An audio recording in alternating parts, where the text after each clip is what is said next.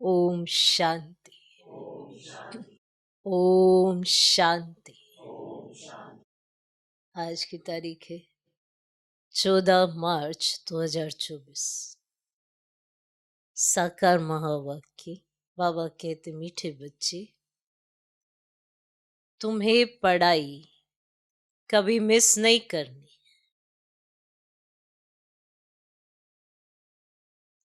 तुम्हें पढ़ाई कभी मिस नहीं करनी। पढ़ाई से ही स्कॉलरशिप मिलती। पढ़ाई से ही स्कॉलरशिप मिलती। इसीलिए बाप द्वारा जो नॉलेज मिलती है उसे ग्रहण करो।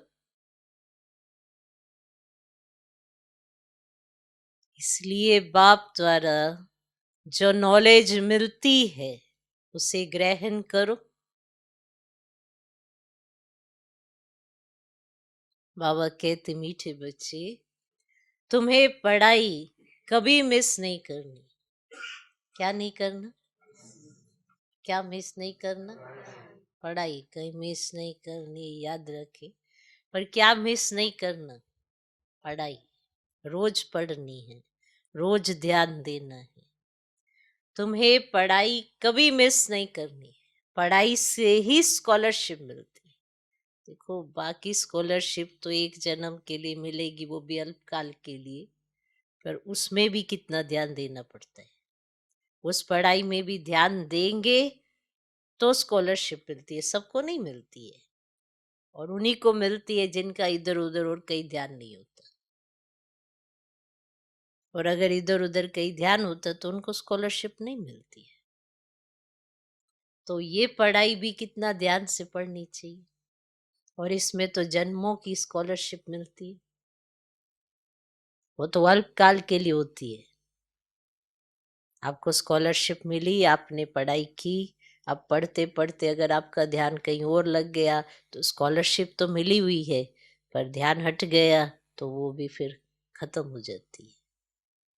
तो ये तो जन्मों की स्कॉलरशिप है कि आपको क्या प्राप्ति होगी जन्मों में, क्या आपको लाभ होगा, कितनी सुख सुविधाएं आपको मिलेंगी।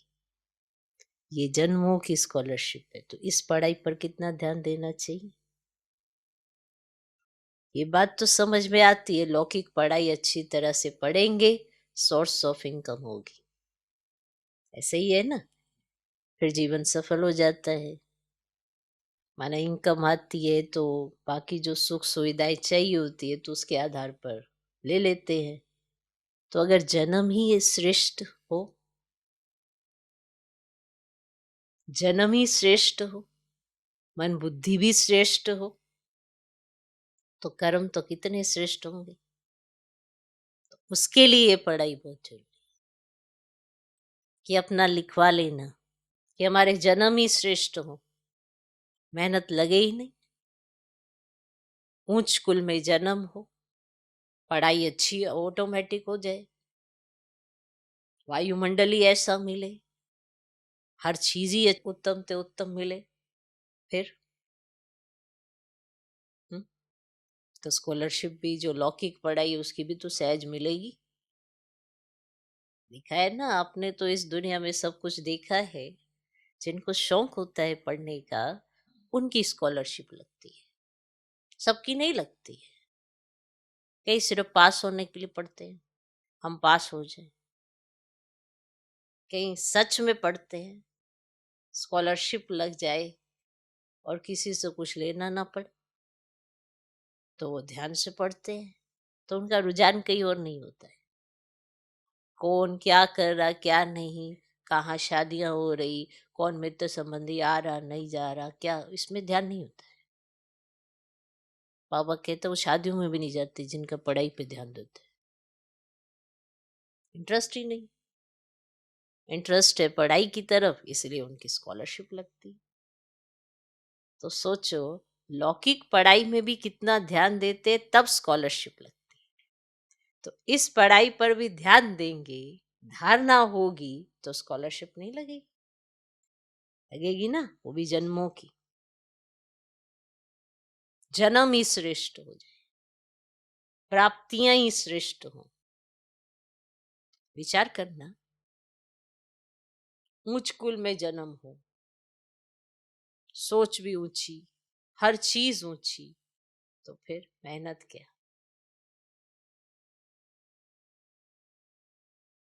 अभी मेहनत जो चल रही है, थोड़ा अपना जीवन या अपनी किस्मत सुधारने के लिए चलती रहती है।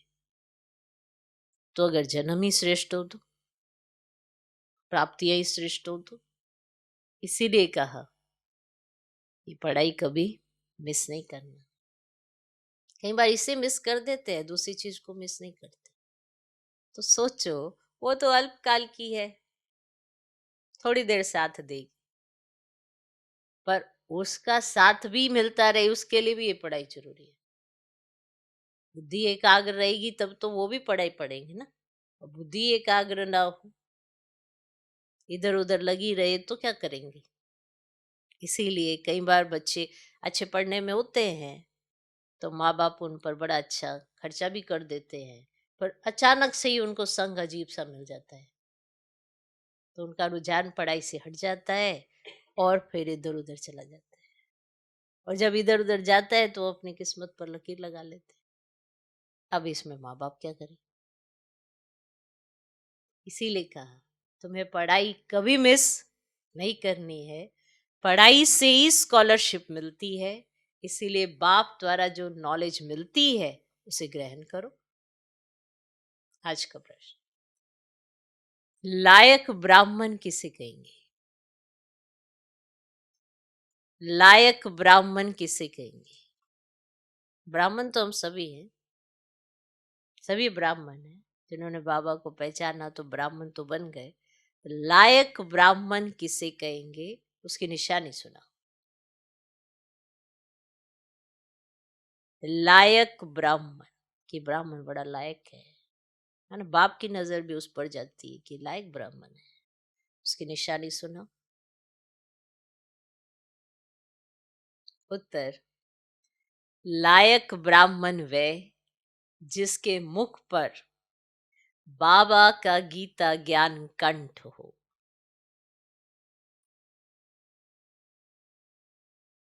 लायक ब्राह्मण वह जिसके मुख पर बाबा का गीता ज्ञान कंठ हो। दूसरा, जो बहुतों को आप समान बनाता रहे।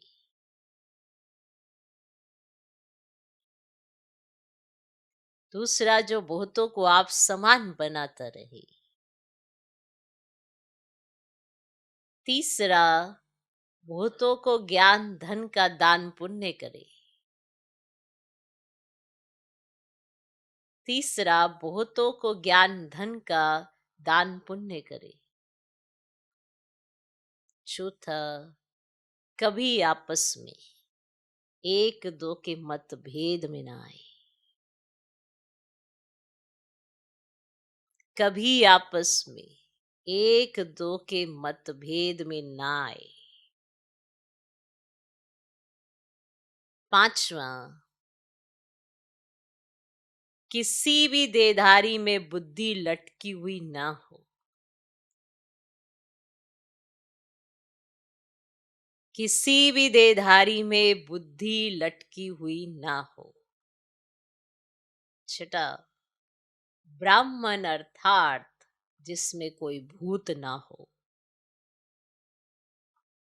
ब्राह्मण अर्थात जिसमें कोई भूत ना हो, जो दे अहंकार को छोड़ देही अभिमानी रहने का पुरुषार्थ करे। जो दे अहंकार को छोड़ देही अभिमानी रहने का पुरुषार्थ करे, वो कौन है? लायक ब्राह्मण। तो ये निशानियां हैं। लायक ब्राह्मण वह जिसके मुख पर बाबा का गीता ज्ञान कंठ हो, जो बहुतों को आप समान बनाता रहे, बहुतों को ज्ञान धन का दान पुण्य करे, कभी आपस में एक दो के मतभेद में ना आए, किसी भी देधारी में बुद्धि लटकी हुई ना हो। ब्राह्मण अर्थात जिसमें कोई भूत ना हो, जो दे अहंकार को छोड़ देही अभिमानी रहने का पुरुषार्थ करे, वो है लायक ब्राह्मण। ओम शांति। बाप ने अपना और सृष्टि चक्र का परिचय तो दिया है। यह तो बच्चों की बुद्धि में बैठ गया है कि सृष्टि चक्र हूबहू रिपीट होता है। बैठ गया, बैठ गया कि हूबहू रिपीट होता है। जैसे नाटक बनाते हैं, मॉडल्स बनाते हैं, फिर वे रिपीट होते हैं। तुम बच्चों की बुद्धि में ये चक्र चलना चाहिए। तुम्हारा नाम भी है स्वदर्शन चक्रधारी। है? क्या नाम है? तो बुद्धि में फिरना चाहिए। बाप द्वारा जो नॉलेज मिलती है वो ग्रहण करनी चाहिए। ऐसी ग्रहण हो जाए जो पिछाड़ी में बाप और रचना के आदि मध्य अंत की याद रहे। बच्चों को बहुत अच्छी रीति पुरुषार्थ करना है। यह है एजुकेशन। बच्चे जानते हैं ये एजुकेशन सिवाय तुम ब्राह्मणों के कोई भी नहीं जानते। वर्णों का फर्क तो है ना। मनुष्य समझते हैं हम सब मिलकर एक हो जाए। अब इतनी सारी दुनिया एक तो हो नहीं सकती। यहां सारे विश्व में एक राज्य, एक धर्म, एक भाषा चाहिए, तब तो एक हो। एक राज्य, एक धर्म, एक भाषा चाहिए, वो तो सतयुग में था। विश्व की बादशाही थी, जिसके मालिक ये लक्ष्मी नारायण थे। तुमको ये बताना है कि विश्व में शांति का राज्य ये है। सिर्फ भारत की ही बात है। जब इन्हों का राज्य होता है तो सारे विश्व में शांति हो जाती है। ये सिवाय तुम्हारे और कोई जानते नहीं। ये सब तुम जानते हो, तुम्हारे सिवाय और कोई जानते नहीं। सब है भक्त। फर्क भी तुम देखते हो। भक्ति अलग है, ज्ञान अलग है। ऐसे नहीं भक्ति ना करने से कोई भूत प्रेत खा जाएंगे, ऐसे नहीं है कि भक्ति ना करने से कोई भूत प्रेत खा जाएंगे। नहीं, तुम तो बाप के बने हो। तुम्हारे में जो भूत हैं वे सब निकल जाने हैं। पहले नंबर में भूत है दे अहंकार। इनको निकालने लिए ही बाप देही अभिमानी बनाते रहते हैं। बाप को याद करने से कोई भी भूत सामने आएगा ही नहीं। बाप को याद करने से कोई भी भूत सामने आएगा ही नहीं। 21 जन्मों के लिए कोई भूत आता नहीं। ये 5 भूत है रावण संप्रदाय के। रावण राज्य कहते हैं। राम राज्य अलग है, रावण राज्य अलग है। रावण राज्य में भ्रष्टाचारी और राम राज्य में श्रेष्ठाचारी होते हैं। इसका फर्क भी तुम्हारे सिवाय कोई को पता नहीं है। तुम्हारे में भी जो समझू होशियार हैं वो अच्छी रीति समझ सकते हैं, क्योंकि माया बिल्ली कम नहीं है। कभी कभी पढ़ाई छोड़ देते हैं, सेंटर पर नहीं जाते हैं, दैवी गुण धारण नहीं करते हैं। आंखें भी धोखा देती हैं। कोई चीज अच्छी देखी तो खा लेते हैं। तो अब बाप समझाते हैं कि तुम बच्चों की ये एम ऑब्जेक्ट है लक्ष्मी नारायण। तुमको ऐसा बनना है, ऐसे देवी गुण धारण करने हैं। यथा राजा रानी तथा प्रजा सब में देवी गुण होते हैं। वहां आसुरी गुण होते नहीं, असुर होते ही नहीं। तुम ब्रह्मा कुमार कुमारियों के सिवाय और कोई नहीं जो इन बातों को समझे। तुमको शुद्ध अहंकार है। तुम आस्तिक बने हो क्योंकि मीठे मीठे रूहानी बाप के बने हो, तो आस्तिक बने हो। ये भी जानते हो कोई भी देहधारी कभी राजयोग का ज्ञान व याद की यात्रा सिखला ही नहीं सकते, एक बाप ही सिखलाते हैं। तुम सीख कर फिर औरों को सिखलाते हो। तुमसे पूछेंगे तुमको ये किसने सिखाया, तुम्हारा गुरु कौन है? क्योंकि टीचर तो आध्यात्मिक बातें नहीं सिखलाते, अब ये तो गुरु ही सिखलाते हैं। तो ये बच्चे जानते हैं हमारा गुरु नहीं, हमारा है सतगुरु। उनको सुप्रीम भी कहा जाता है। ड्रामानुसार सतगुरु खुद आकर परिचय देते हैं और जो कुछ सुनाते हैं वह सब सत्य ही समझाते हैं और सचखंड में ले जाते हैं। सत्य एक ही है, बाकी कोई देहधारी को याद करना है झूठ। यहां तो तुम्हें एक बाप को ही याद करना है। जैसे सब आत्माएं ज्योति बिंदु हैं, तो बाप भी ज्योति बिंदु है। बाकी हर आत्मा के संस्कार कर्म अपने अपने हैं। हर आत्मा के संस्कार कर्म अपने अपने हैं। सब आत्माएं अपने अपने कर्मों अनुसार ही तो प्राप्ति करती है। हर एक अपने अपने कर्मों अनुसार, हर एक के अपने अपने संस्कार हैं। एक जैसे संस्कार हो नहीं सकते। अगर एक जैसे संस्कार हो फिर तो फीचर्स भी एक जैसे हों। कभी भी एक जैसे फीचर्स नहीं हो सकते, थोड़ा फर्क जरूर होता है। ये नाटक तो एक ही है, सृष्टि भी एक ही है, अनेक नहीं। ये गपोड़े लगाते लगाते कि ऊपर से नीचे दुनिया है, ये गपोड़ा लगाते कि ऊपर और नीचे दुनिया है, तो ऊपर तारों में दुनिया है ना। बाबा कहते ये किसने बताया है कि तारों में दुनिया है? तो नाम लेते शास्त्रों का, ये शास्त्रों में लिखा है। अब शास्त्रों जरूर कोई मनुष्य ने लिखे होंगे। तुम जानते हो ये तो बना बनाया खेल है। सेकंड बाय सेकंड जो सारी दुनिया का पार्ट बचता है, ये भी ड्रामा का बना बनाया खेल है। तुम बच्चों की बुद्धि में आ गया कि ये चक्र कैसे फिरता है। सभी मनुष्य मात्र जो है ना वह कैसे पार्ट बजाते हैं। तो बाबा ने बताया है सत्युग में सिर्फ तुम्हारा ही पार्ट होता है। नंबरवार आते हो पार्ट बजाने, और बाबा कितना अच्छी रीति समझाते हैं। समझाते ना कितना अच्छी रीति। तुम बच्चों को फिर औरों को समझाना पड़ता है। बड़े बड़े सेंटर्स खुलते रहेंगे तो बड़े बड़े आदमी वहां आएंगे, गरीब भी आएंगे। अक्सर करके गरीबों की बुद्धि में झट बैठता है। बड़े बड़े आदमी भल आते हैं, परंतु काम पड़ गया तो कहेंगे फुर्सत नहीं है। आते हैं बड़े बड़े आदमी, पर अचानक से काम पड़ गया तो उनकी पहली प्रेफरेंस क्या होता है? काम। तो फिर क्या कहते हैं? फुर्सत नहीं है। प्रतिज्ञा करते हैं हम अच्छी रीति पढ़ेंगे, फिर अगर नहीं पढ़ते तो धक्का लग जाता है। माया ओरी तरफ खींच लेती है। बहुत बच्चे हैं जो पढ़ना बंद कर देते हैं।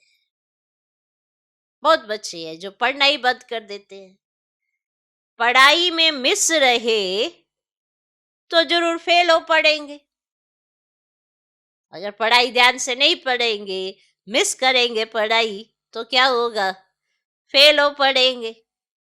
स्कूल में जो अच्छे अच्छे बच्चे होते हैं वे कभी शादियों पर इधर उधर जाने की छुट्टी नहीं लेते हैं। जो अच्छे अच्छे बच्चे होते हैं उनका शौक होता है पढ़ना, तो वो कभी शादियों पर या इधर उधर जाने के लिए छुट्टी नहीं लेते हैं। बुद्धि में रहता है हम अच्छी रीति पढ़कर स्कॉलरशिप लेंगे, इसीलिए पढ़ते हैं। मिस करने का ख्याल नहीं करते कि आज नहीं जाएंगे, आज नहीं पढ़ेंगे, ऐसा ख्याल उनको कभी नहीं आता। जो अच्छे बच्चे होते हैं, और जिनका शौक नहीं होता वो यही सोच, चलो अभी नहीं, फिर बाद, फिर इधर तो घुमाए, इधर तो देख ले, ये पार्टी तो देख ले, अब शादियों का सीजन आया तो शादियां तो देख ले, पढ़ाई तो होती रहेगी। तो वो फेल ही होते हैं। और जो पढ़ने वाले होते हैं उनको कोई लेना देना नहीं क्या हो रहा है। वो सिर्फ पढ़ने पर ध्यान देते हैं। तो उनकी बुद्धि में रहता कि हम अच्छी रीति पढ़कर स्कॉलरशिप लेंगे, इसलिए पढ़ते हैं। मिस करने का ख्याल ही नहीं करते कि हम कुछ मिस करें, उनको ये ख्याल ही नहीं आता। उन्हों को पढ़ाई के सिवाय कुछ भी मीठा नहीं लगता, ऐसे बच्चे स्कॉलरशिप लेते हैं। उनको पढ़ाई के सिवाय कुछ भी मीठा नहीं लगता, माना कुछ भी अच्छा नहीं लगता, उनका ध्यान किसी और चीज की तरफ जाता नहीं। उनको पढ़ाई बड़ी मीठी लगती है, उनको पढ़ाई पढ़ना सुख देता है। ऐसे बच्चे पढ़ते होते हैं, जिनका इधर उधर इसकी बात उसकी बात इसमें ध्यान होता है। वो किताबें तो जरूर पढ़ते हैं पर अंदर कुछ नहीं जाता है, तो स्कॉलरशिप नहीं लेते हैं। और जो सही मायने में पढ़ते हैं उनकी स्कॉलरशिप लगती है, और फिर वो जो पढ़ते हैं उनकी बुद्धि में बैठते जाते हैं, वो समझते जाते हैं, इसीलिए उनकी स्कॉलरशिप लगती है। सबकी थोड़ा ही लगती है। तो उन्हों को पढ़ाई के सिवाय कुछ भी मीठा नहीं लगता। मीठा नहीं लगता का अर्थ समझा? हाँ, कि कुछ भी अच्छा ही नहीं लगता, सिर्फ उन्हें पढ़ना अच्छा लगता है। पढ़ना उनका शौक होता है। कई ऐसे सोचते हम कब तक पढ़ते रहे, तो वो दुखी है पढ़ने से, वो पढ़ थोड़ा रहे हैं। हम कब तक पढ़ते रहे, तो वो पढ़ नहीं रहे हैं, वो दुखी हैं, इसलिए वो टाइम पास करते जाएंगे। अब तो बात समझ में आती होगी, अब तो बड़े हो गए हो, अब तो ये कंट्रास्ट क्लियर होता होगा कि जो पढ़ने वाले बच्चे होते हैं उनको सब कुछ नहीं अच्छा लगता, बस पढ़ाई अच्छी लगती है। ऐसे बच्चे ही तो लायक बनकर फिर कुछ हासिल करते हैं, कुछ पोजीशन। तो बाबा के बच्चे, अगर उनको ये पढ़ाई अच्छी लगेगी, उन्हें और कुछ भी मीठा नहीं लगेगा। उनको शौक होगा जो बाबा कहे वो करने का। अब इसमें भी नंबर व पुरुषार्थ अनुसार है। देखते हैं पढ़ने वाले अच्छे हैं तो पढ़ाने वाले की भी दिल लगती है। ऐसा होता है। अब स्टूडेंट बड़ा अच्छा होता है, उसका बड़ा ध्यान है पढ़ने की तरफ, तो जो पढ़ाने वाला है ना, उसकी भी दिल लगती है कि और अच्छे से पढ़ाए। टीचर का नाम बाला होता है, ग्रेड बढ़ती है, ऊंच पद मिलता है। यहाँ भी बच्चे जो जितना पढ़ते हैं उतना ऊंच पद पाते हैं। एक ही क्लास में कोई पढ़कर ऊंच पद पाते हैं, कोई कम। क्लास एक ही है, पढ़ाने वाला एक ही है, कोई तो ऊंच पद पाते हैं, कोई कम।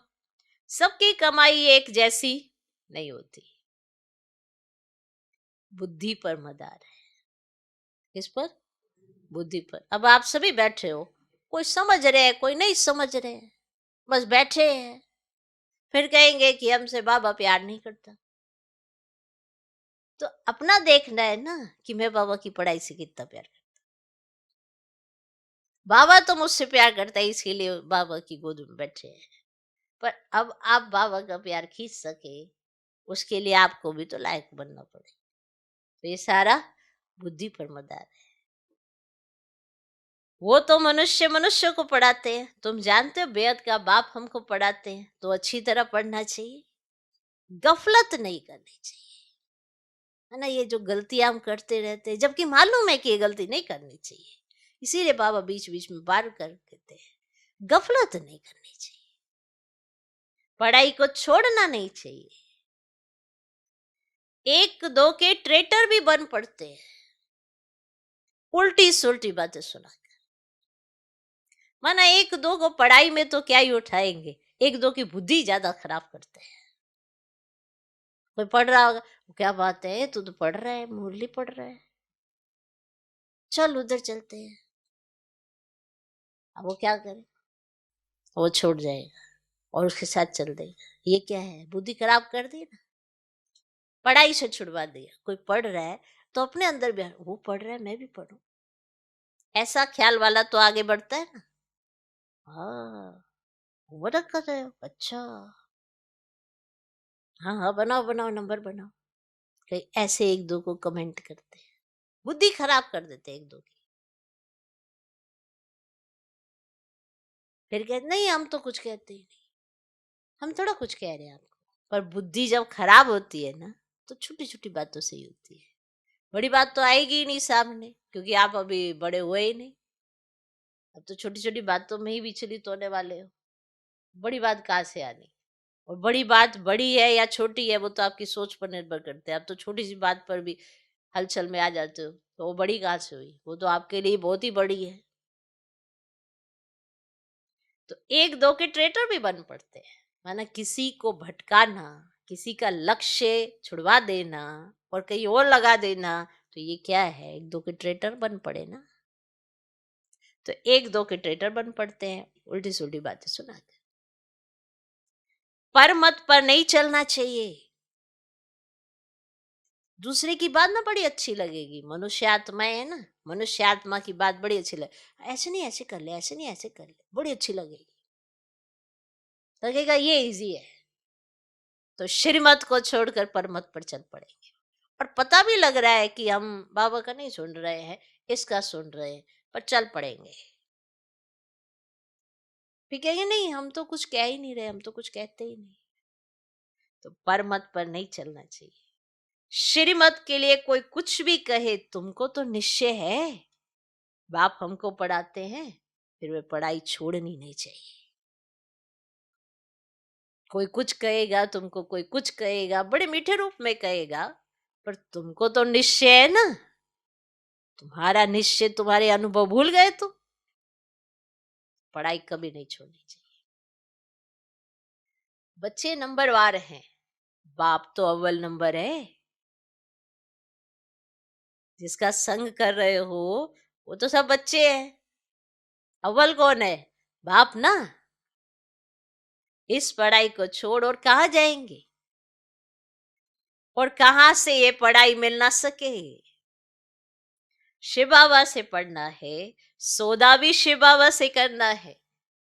कोई उल्टी सुल्टी बातें सुनाकर औरों का मुख मोड़ देते हैं। कहीं बन जाते हैं ना एक दो के हमदर्द, ऐसे होते हैं, एक दो की कहानी सुनते हैं, सुनने वाला कोई है नहीं, क्योंकि वो विदेही बाप है, तो देहधारी चाहिए होता है जो हमारी कहानी सुन ले, तो वो ही उनका हमदर्द बन जाता है। और वो ऐसा टॉनिक पिलाता है ना, सारी हमदर्दी दूर हो जाती है, बस दुखियार ही रहते हैं, परेशान ही रहते हैं। तो ऐसा हमदर्द क्यों किसी मनुष्य आत्मा को बनाते हैं, जिसके पास तुम्हारी कमी कमजोरी रहेगी, और वो बार बार तुम्हारी कमी कमजोरी से अपना मुरीद बनाता रहेगा तुमको। तो कोई उल्टी सुल्टी बातें सुनाकर गुरु का मुख मोड़ देते हैं। ये बैंक शिव बाबा की है। समझो कोई बाहर में सत्संग शुरू करते, कहते हमें शिव बाबा की बैंक में जमा करना है, कैसे करेंगे। बच्चे जो आते हैं शिव बाबा की भंडारी में डालते हैं, एक पैसा भी देते हैं तो 100 गुना होकर मिलता है। शिव बाबा की भंडारी में डालते हैं ना, अगर एक पैसा भी, तो उसका 100 गुना होकर मिलता है। शिव बाबा कहते हैं तुमको इनके बदले महल मिल जाएंगे।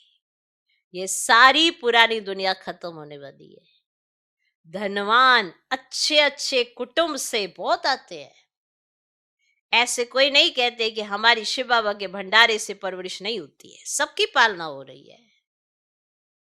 कोई गरीब है, कोई साहूकार है, साहूकार से गरीब पलते हैं, इसमें डरने की बात ही नहीं। बहुत चाहते हम बाबा के बन जाए, परंतु लायक भी हो, तंदुरुस्त भी चाहिए, ज्ञान भी दे सके।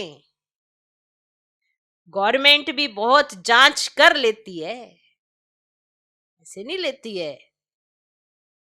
गवर्नमेंट भी होते तो बहुत जांच करके लेती है। माना आपने, उन्होंने गवर्नमेंट जॉब दे दी, पता लगे बीमार है, हर रोज बीमार होकर वो बिस्तर पे लगा हुआ है और छुट्टी मांग रहा है, तो ऐसे को थोड़ा जॉब दे दे। समझा।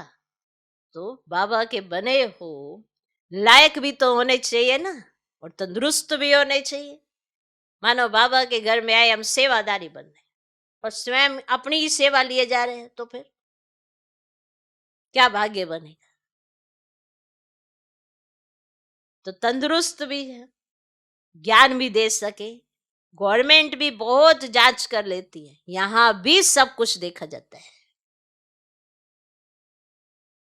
सर्विस कर सकते हैं, नंबरवार तो है, सब अपना अपना पुरुषार्थ कर रहे हैं सब।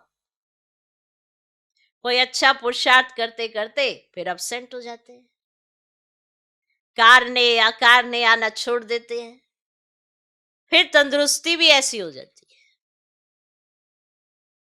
है। एवर तंदुरुस्त बनाने के लिए यह सब सिखाया जाता है।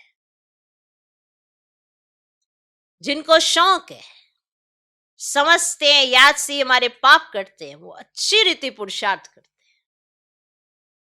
कोई तो लाचार टाइम पास कर रहा है, कोई तो लाचारी में टाइम पास कर रहे हैं।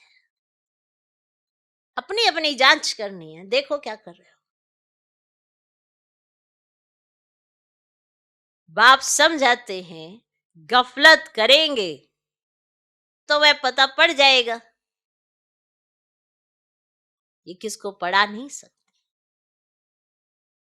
समझे? पता पड़ जाएगा ना बाबा को कि ये किसको नहीं पढ़ा सकते, ये किसको समझा नहीं सकते, ये ज्ञान में अच्छी रीति नहीं चल रहे हैं, उनकी चलन से पता पड़ जाता है। बाबा कहते हैं 7 रोज में तुमको लायक ब्राह्मण ब्राह्मणी बन जाना है। 7 रोज में बाबा कहते हैं 7 रोज में तुमको लायक ब्राह्मण ब्राह्मणी बन जाना है। सिर्फ नाम का ब्राह्मण ब्राह्मणी नहीं चाहिए। ब्राह्मण ब्राह्मणी वे जिनके मुख में बाबा का गीता ज्ञान कंठ हो। ब्राह्मणों में भी नंबरवार तो होते ही हैं, यहां भी ऐसे ही है।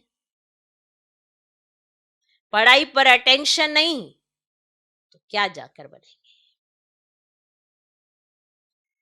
हर एक को अपना पुरुषार्थ करना है, सर्विस का सबूत देना चाहिए, तब समझ में आएगा कि ये ऐसा पद पाएगा। फिर वह कल्प कल्पांतर के लिए हो जाएगा। पढ़ते पढ़ाते नहीं है तो अंदर में समझना चाहिए कि मैं पूरा पढ़ा नहीं हूं, तब पढ़ा नहीं सकता। बाबा कहते हैं पढ़ाने लायक क्यों नहीं बनते हो? कहां तक ब्राह्मणी को भेजेंगे? आप समान नहीं बनाया है। जहां अच्छी रीति पढ़ते हैं उनको मदद देनी चाहिए। बहुतों का आपस में मतभेद रहता है, कोई फिर एक दो में लटक पड़ पढ़ाई छोड़ देते हैं। तकदीर में नहीं है, बाकी जो करेगा सो पाएगा। एक दो की बातों में आकर तुम पढ़ाई क्यों छोड़ देते हो? अब ये भी ड्रामा तकदीर में नहीं है। दिन प्रतिदिन पढ़ाई जोर होती जाती है, सेंटर्स खुलते ही देते हैं। ये शिव बाबा का खर्चा नहीं है, सारा ही बच्चों का खर्चा है। ये दान सबसे अच्छा है, उस दान से अल्पकाल का सुख मिलता है, इससे तो 21 जन्मों की प्रारब्ध मिलती है। तुम जानते हो हम यहाँ आते हैं नर से नारायण बनने के लिए, तो जो अच्छी रीति पढ़ते हैं उनको फॉलो करो, उनको फॉलो करो जो अच्छी रीति पढ़ते हैं। कितना रेगुलर पढ़ना चाहिए। अक्सर करके देह अभिमान में आकर बहुत लड़ते हैं, अपनी तकदीर से रूठ पड़ते हैं, इसीलिए मेजॉरिटी माताओं की है। बताओ क्यों? क्योंकि बाकी सब ने वो देखा नहीं है ना जो उन्होंने देखा है, तो वो बाप का हाथ और साथ नहीं छोड़ती है। उनको मालूम है हमने अपने जीवन में कितना कष्ट देखा है, बाकी सब तो ऊपर नीचे होते रहते हैं। इसलिए मेजॉरिटी माताओं की है। नाम भी माताओं का वाला होता है, ड्रामा में माताओं की उन्नति की भी नोंद है। तो बाप मीठे मीठे बच्चों को कहते हैं अपने को आत्मा समझ मामेकम याद करो, आत्म अभिमानी होकर रहो। शरीर ही नहीं तो दूसरे का सुनेंगे कैसे? ये पक्का अभ्यास करो। हम आत्मा हैं, अब हमको वापिस जाना है। बाप कहते हैं ये सब त्याग करो, बाप को याद करो, इस पर ही सारा मदार है। बाप कहते धंधा आदि भल करते रहो, 8 घंटा धंधा 8 घंटा आराम, बाकी 8 घंटा इस गवर्नमेंट की सर्विस करो। ये भी तुम मेरी नहीं, सारे विश्व की सेवा करते हो, इसके लिए टाइम निकालो। मुख्य है याद की यात्रा, टाइम वेस्ट नहीं करना चाहिए। उस गवर्नमेंट की 8 घंटा सर्विस करते हो, उससे क्या मिलता है? क्या मिलता है उससे? उस गवर्नमेंट की 8 घंटा सर्विस करते हो, अच्छा उससे क्या मिलता है? 1,000, 2,000, 5,000, बस। 10,000, 20,000, 50,000, लाख, बस। और इस गवर्नमेंट की सर्विस करने से तुम पद्मा पदमपति बनते हो। तो कितना दिल से सेवा करनी चाहिए। 8 रतन बने हैं तो जरूर 8 घंटा बाबा को याद करते होंगे। भक्ति मार्ग में बहुत याद करते हैं, टाइम गवाते हैं, मिलता कुछ भी नहीं है। गंगा स्नान, जप तप आदि करने से बाप नहीं मिलता है जो वर्षा मिले। यहां तो तुमको बाप से वर्षा मिलता है। अच्छा, मीठे मीठे सिकिलधे बच्चों प्रति माता पिता बाप दादा का याद प्यार गुड मॉर्निंग। रूहानी बाप की रूहानी बच्चों को नमस्ते।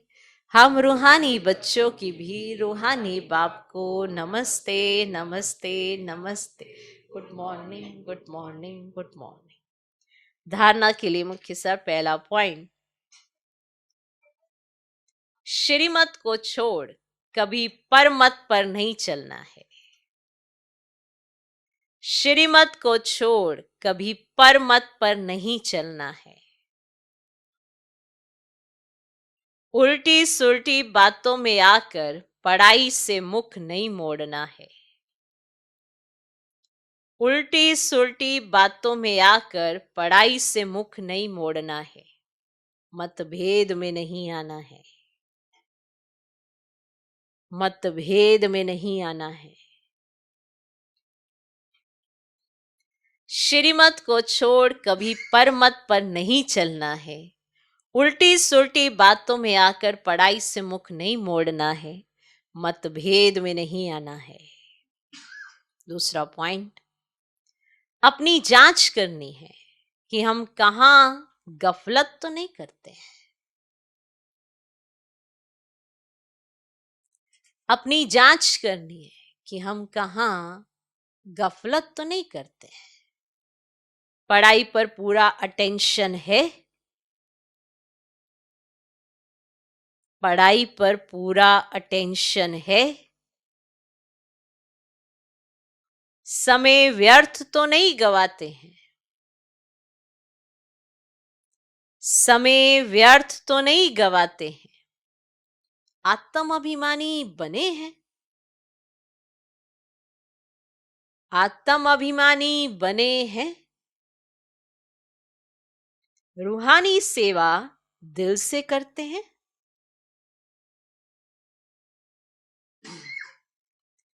रूहानी सेवा दिल से करते हैं।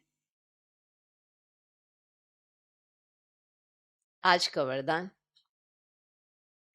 रूहानी अथॉरिटी के साथ निरंकारी बन सत्य ज्ञान का प्रत्यक्ष स्वरूप दिखाने वाले सच्चे सेवाधारी भव। रूहानी अथॉरिटी के साथ निरंकारी बन सत्य ज्ञान का प्रत्यक्ष स्वरूप दिखाने वाले सच्चे सेवाधारी भव। जैसे वृक्ष में जब संपूर्ण फल की अथॉरिटी आ जाती है तो वृक्ष झुक जाता है, अर्थात निर्माण बनने की सेवा करता है। ऐसे रूहानी अथॉरिटी वाले बच्चे जितनी बड़ी अथॉरिटी उतने निर्माण और सर्व के स्नेही होंगे। अल्पकाल की अथॉरिटी वाले अहंकारी होते हैं। अल्पकाल की अथॉरिटी वाले अहंकारी होते हैं, लेकिन सत्यता की अथॉरिटी वाले अथॉरिटी के साथ निरहंकारी होते हैं। यही सत्य ज्ञान का प्रत्यक्ष स्वरूप है।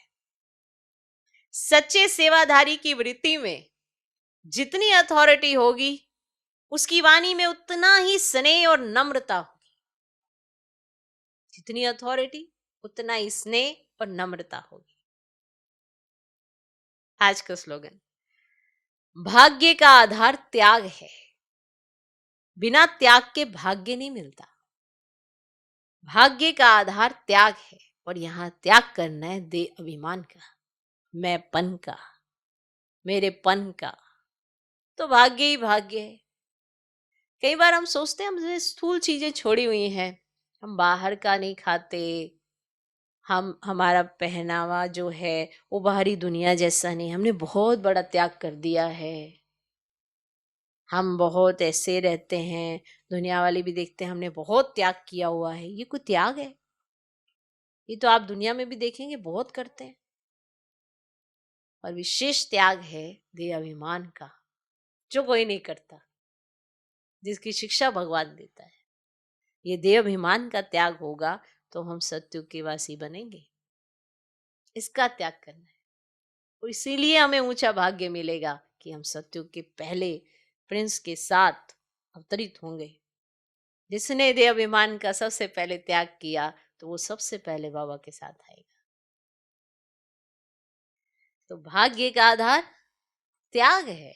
और कौन सा त्याग? स्थूल हुई ये सब चीजों का नहीं, देह अभिमान का त्याग, मैंपन का त्याग, ये मेरेपन का त्याग, देह का त्याग, देहधारियों के साथ बुद्धि जो लटकी पड़ी है उसका त्याग। ऐसे छोड़ के किसी को भागना नहीं है, पर देना आना चाहिए, तो लेने का त्याग, सिर्फ देना आना चाहिए। और देंगे क्या? जो बाप से हमें मिला है वो। तो देह अभिमान का त्याग करें, तो त्याग से भाग्य बनता है, और बिना त्याग के भाग्य नहीं मिलता। ओम शांति।